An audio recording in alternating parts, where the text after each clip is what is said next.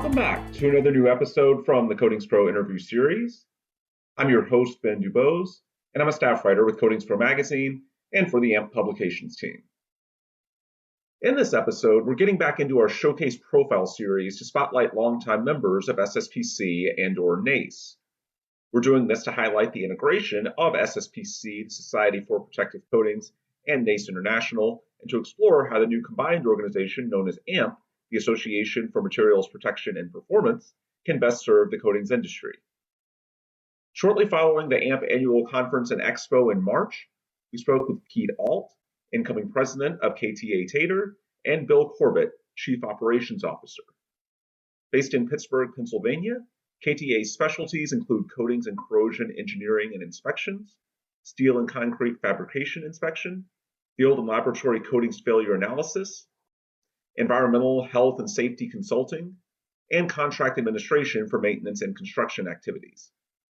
KTA also distributes a complete line of the field inspection instrumentation for corrosion protection projects, and they also provide specialized quality assurance and quality control, as well as workplace safety training courses.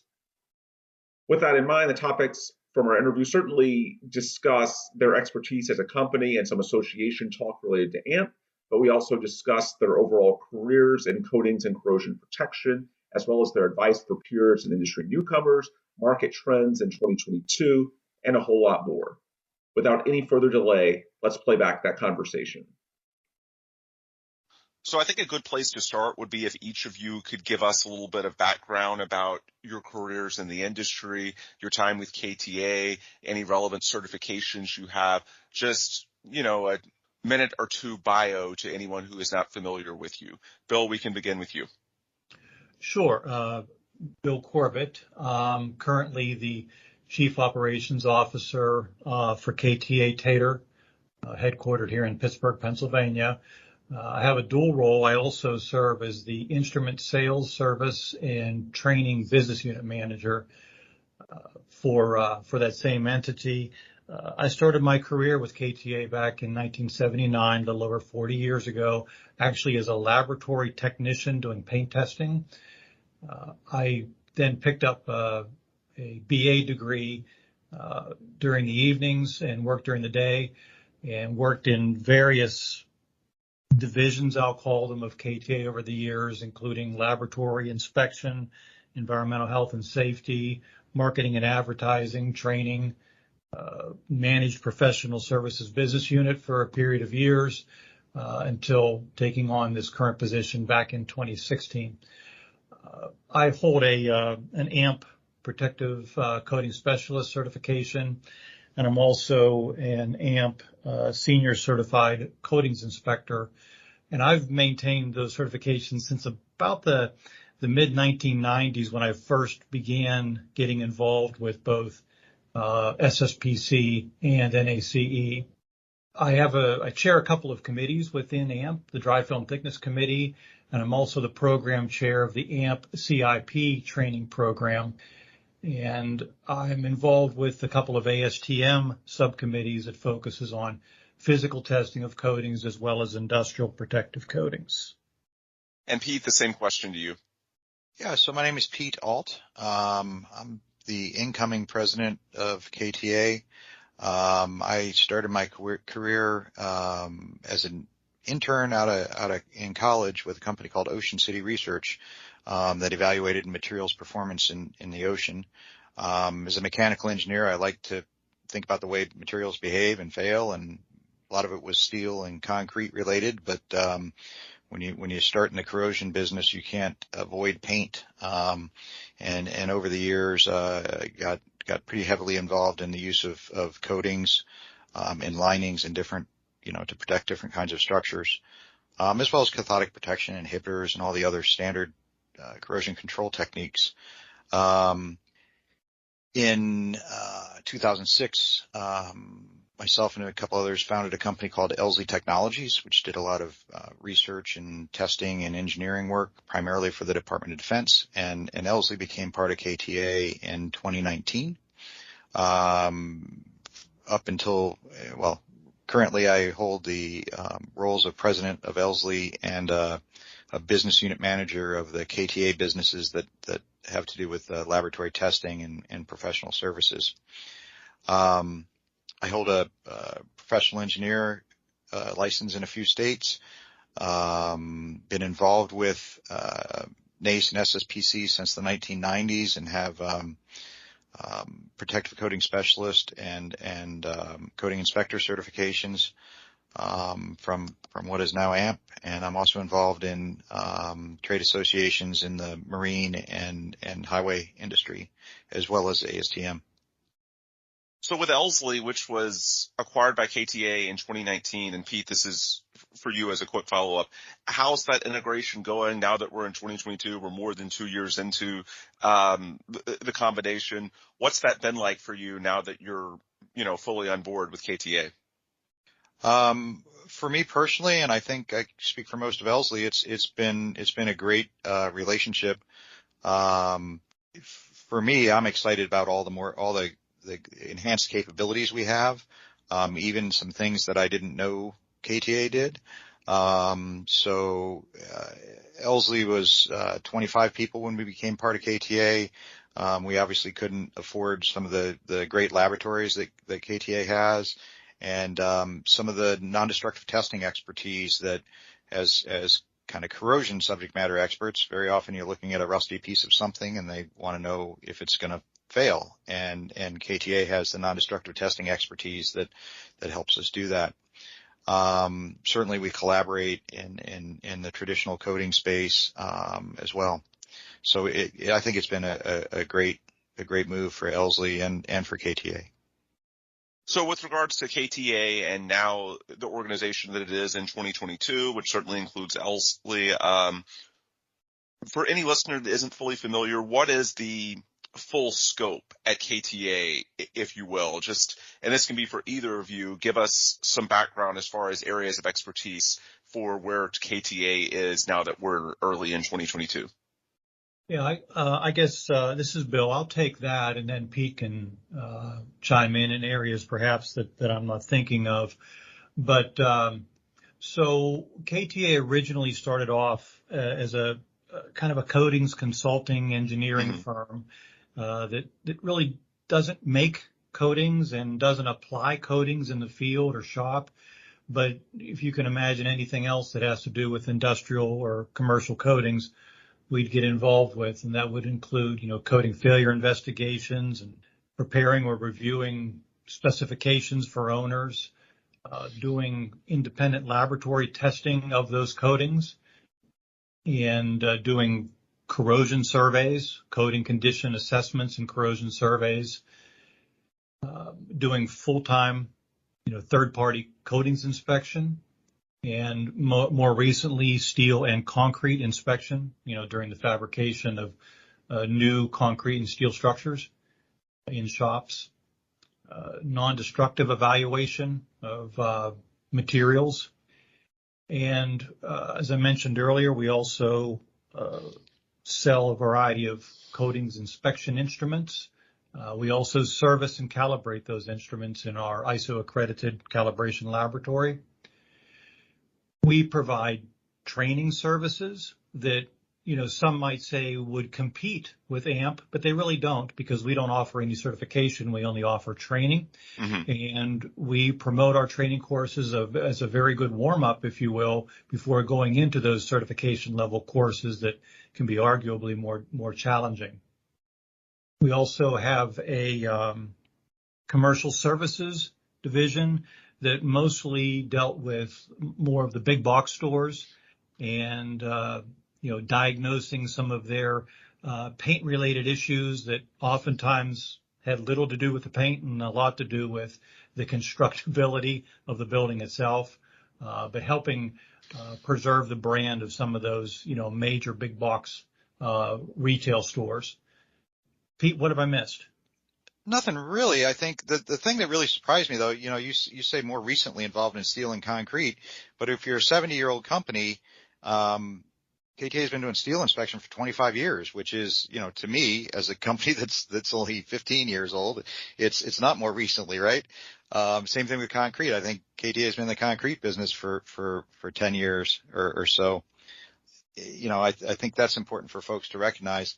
I also think that some of the things that Elsley brings to the mix, which KTA had expertise in this area before, is like cathodic protection. So there's more and more concrete structures, that bridges specifically, that have cathodic protection, as well as underground structures.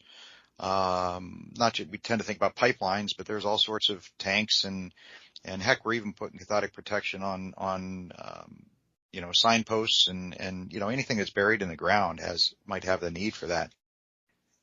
I think the other thing that we run into, or I've run into with KTA, is just any kind of materials. So we've evaluated and designed, composite materials, which have a polymer component, right? Can be a little bit like coatings. We've done some projects. We're doing projects right now in a state capitol building where they have problems with the paint on drywall. I mean, it just amazes me, all the different locations where we get involved in materials, whether it's specifying them correctly, figuring out what the current condition is to plan maintenance, or do a failure analysis. So, and I guess the other thing I'd say is the magnitude of KTA's capabilities to be able to start in a lab and figure out a technical issue and deploy it to the field where a team of inspectors might look for that very specific, unique issue. It's not traditional coating inspection or corrosion inspection. It's looking for a specific failure mode that a customer is concerned about on a large structure. Our ability to take that from the lab to the field is really unique in the industry. So when we talk about your careers, both individually and with the company, what are some of the ways that your affiliation with SSPC and or NACE International has helped you guys over the years? This can be for either of y'all, I suppose both, but Bill, we can start with you. Okay, sure. So I think three areas that I can think of, whether it's, on a personal level or company level, how, our affiliation has really benefited us. I guess the primary one I'm going to point to is the standards that have come out of both SSPC and NACE. We rely heavily on those standards, the quality of those standards, in our specification, preparation, service, as well as, providing advice to our clients or potential future clients on different standards that they should reference in work that they're involved with. So that's one area. The second area is education. I've been a student in both organizations. I have instructed for SSPC for about 10 years or so before the merger. And I can say that I've learned extensively in both capacities. And then finally, the third area is, holding certifications within both organizations, either protective coating specialist or inspector certifications has been beneficial to me, obviously, but also what AMP is referring to is accreditation now for KTA as an SSPC QP5 accredited firm has been beneficial, both from a marketing standpoint as well as, obtaining business.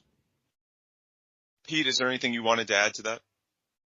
Yeah, I was going to say, I won't repeat everything Bill had said, because I would agree with all that. I think the one unique thing that SSPC, NACE, and now AMP has provided for me and some of my customers is the ability to take a problem, and quite frankly for the industry, is the ability to take a problem that we have resolved for a customer and turn it into an industry document that serves the greater industry and in fact serves our customer. And so if a customer has a need for a unique surface preparation technique or a change to a document, or a reference cell, I've done some work in that area, a way to characterize a reference cell that's maybe a proprietary product, using the trade association to establish that standard or test requirement or whatever it might be, I think helps the industry at large, as well as usually the customer that brings the issue up, to provide standardized products and a common way of using them.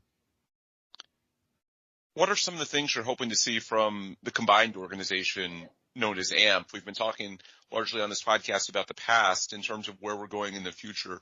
What are some of the things that now that these organizations are combined that you would like to see happen? Pete, we can start with you this time. Yeah, it's kind of interesting because in the few years I've been part of KTA, I see KTA as kind of on the same trajectory as AMP. In that KTA is about a lot more than coatings and corrosion. And we've always had these kind of two different, SSPC has been coatings and nothing else really mattered. And AMP has sort of this corrosion, or NACE has this corrosion legacy, right? Even though they've been trying to get involved in non-metallics and NDE and other issues like that. And similarly, KTA is involved in a lot of those kind of related materials, kind of issues. So one of the things I really look forward to is being able to address the broader, kind of, industrial materials durability issues. The other piece that just for me personally and perhaps somewhat selfishly is I'm going to enjoy volunteering for one organization instead of two. So I think that's good for a lot of people like me who were members of both organizations and had to sort of bifurcate their contributions. I think AMP will get a lot more out of us than the two organizations separately did. Yeah, I think the volunteering angle is really true. I think that's something that probably frustrated a lot of people, and from a time efficiency standpoint should definitely be helpful going forward. Bill, is there anything you wanted to add on to that? Just a couple of things. First of all, I'm encouraged by the amount of activity early on within AMP's startup here with standards development and maintenance. I think they've done a good job, but that has to continue, in my opinion, because that's how the industry benefits. That's how owners benefit. Education is another area. I'm actually on the AMP education committee, and I think that there's a lot of opportunity there to not only continue down the education path that SSPC and NACE legacy organizations had, but to actually move that forward a lot better. And the final area is, and this is probably problematic for a lot of reasons, but boy, bringing youth to the organization needs to be a real focus. The amount of folks with, I'll just say, gray hair in this organization far outweighs those that don't. So we need to focus on that as well. I'll follow up on that fairly quickly. In terms of the newcomers and the young generation, is there any advice that you have for them? You just talked about AMP's need to engage them, and that speaks obviously from the association standpoint, and I think you're right on that. But also, how should young people, as someone, like you guys that's been around the business for a while, how should young people be thinking about this? What advice would you have for them to someone new to, say, your company or even just the coatings industry? Would you advise them to get involved with AMP? Basically, just tell us about some of the advice that you might have to that younger generation. Pete, do you want to take the first shot at that? Yeah, sure. Couple thoughts. First of all, I think the emphasis that AMP is trying to place on a virtual component to a lot of their events certainly has some drawbacks, but I think it certainly has a lot of advantages to younger people that want to be involved, but maybe have young families at home or have, whatever the demands of their business are, their role in their business that might keep them from traveling for a week or whatever. I think that's going to be a huge benefit. And then the other thing is sort of a personal experience. I learned when we first started Elsley, we had some younger folks join the company, and we're going to send one of them to NACE, I think it was. And we decided not to pick, right? And we sent 3 people down there, and unbeknownst to us, they got more out of it because they could share the experience with each other instead of talking, just getting talked at by people that have been there, done that, right? And I think organizationally, there has to be, it's not just about the young people, it's about the sponsoring companies. They have to say, hey, we're going to make an effort to pick some people and get them involved. And do it in a smart way, right? And not that our experience is right for everyone, but, sending somebody to a conference is one thing. Sending somebody to a conference, armed with the strategy to get something out of it is a totally different kind of commitment. So. Mm-hmm. Bill, is there anything you wanted to add to that? No, the last statement that Pete made was exactly what I was going to reinforce is don't just send them to a conference without a specific strategy on who to talk to, who to listen to, what committee meetings to go to and learn from, why there are committee meetings, to learn not only about the process of how committees work, but also, the subject matter. So, assigning those things and having them report back will give them ownership. So shifting gears to a more broad-based discussion, each of you has been in the industry for some time.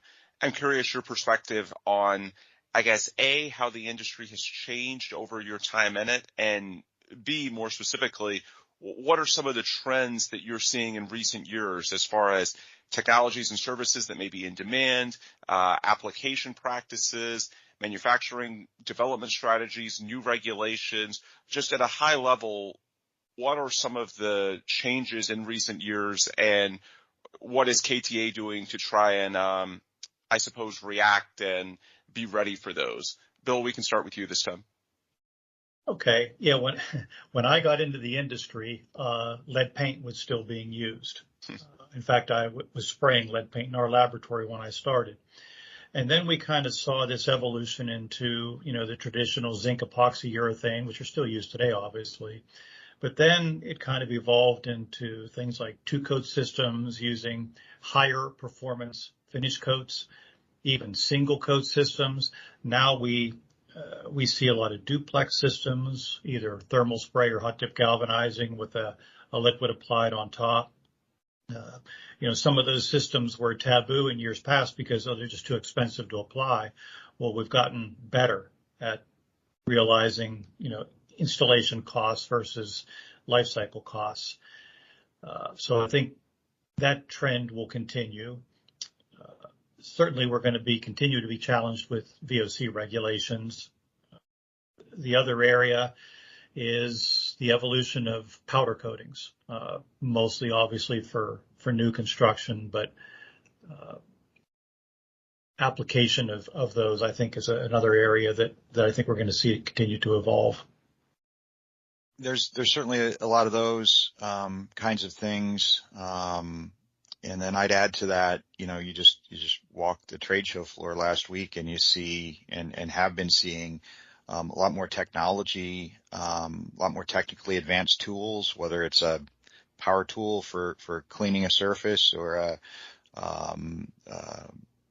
monitoring devices, remote monitoring devices for cathodic protection systems, some of the robotics that are being used for whether it's pigging or sandblasting or whatever. There's a lot more robotics. I mean, all those technology changes and how we do the work, I think is and will continue to be pretty big in the coming years. I think at the same time there's some like everlasting challenges that we face that aren't going away. To me, it's always been a challenge that we're trying to protect things and make them last longer than our careers, right? And so that's a fundamental leap of faith because us or the people that we convince to invest in our services are probably hopefully not going to see the value of our services for a long time, right?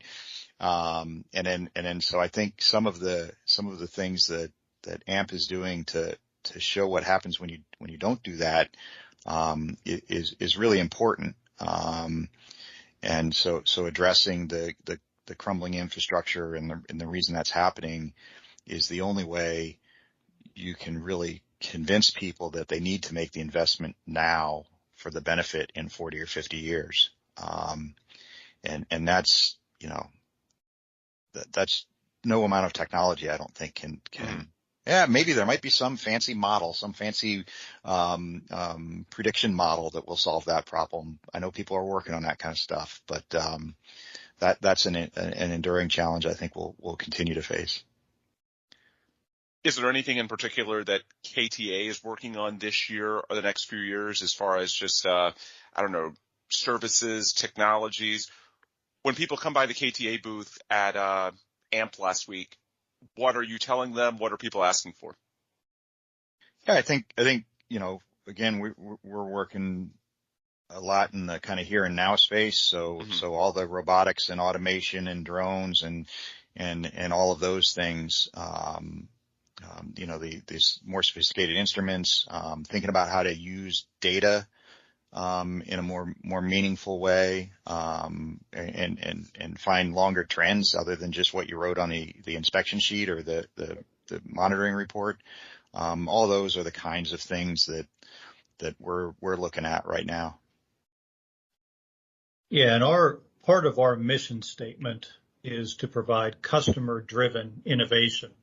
So you can go out and you can begin to research and come up with better, different ways. But if it's not something that your customer is interested in, it may be wasted effort. So we are constantly listening to our customers and clients, or even potential customers and clients, about their pains and their needs, and in some cases reacting to those. As we wind down, for any potential customer that may be listening, if they want to get in touch with either of you guys or KTA, what's the best way that they can do that? Use this as your opportunity to offer any last words, if you like, and then plug contact information for how people can get in touch with you guys at KTA. Pete, do you want to go first on that? Oh, sure. Yeah. So obviously, you can go to our website. We got KTA.com, KTA Gauge, for just to find out about our services and products that we offer. We also offer webinars and a lot of informational material educational material at our KTA University, site. So I think that's a great way to reach out and find not only Bill and I, but others who you might need access to in our organization with a particular type of expertise. Generally the people that write the articles and give the webinars are the subject matter experts in our organization. Obviously, so my contact information is PAULT@KTA.com. And we're real active on social media and that kind of stuff as well. Yeah, and my contact information is B Corbett, CORBETT @KTA.com. And I want to reinforce what Pete was referencing. By the way, you can get to all those websites by going to just KTA.com. The KTAUniversity.com is a resource that's available to anyone. It's free, and it does not have commercial information on it or marketing information. It is a technical site.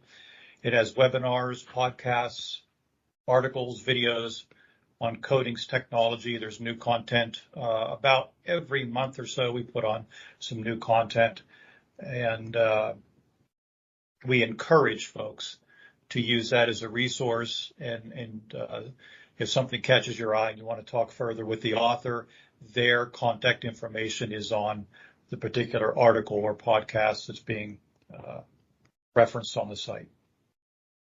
Sounds good, and I'll agree. Those are absolutely great resources. Folks, this is where we will wind down today's episode for Pete and Bill. Again, my name is Ben Dubose. If you want more resources from us at Coatings Pro or AMP, you can go to coatingspromag.com or amp.org. That's ampp.org, amp.org. Again, for Pete and Bill, I'm Ben. Thanks for listening, and please come back soon for another new episode on the Coatings Pro interview series.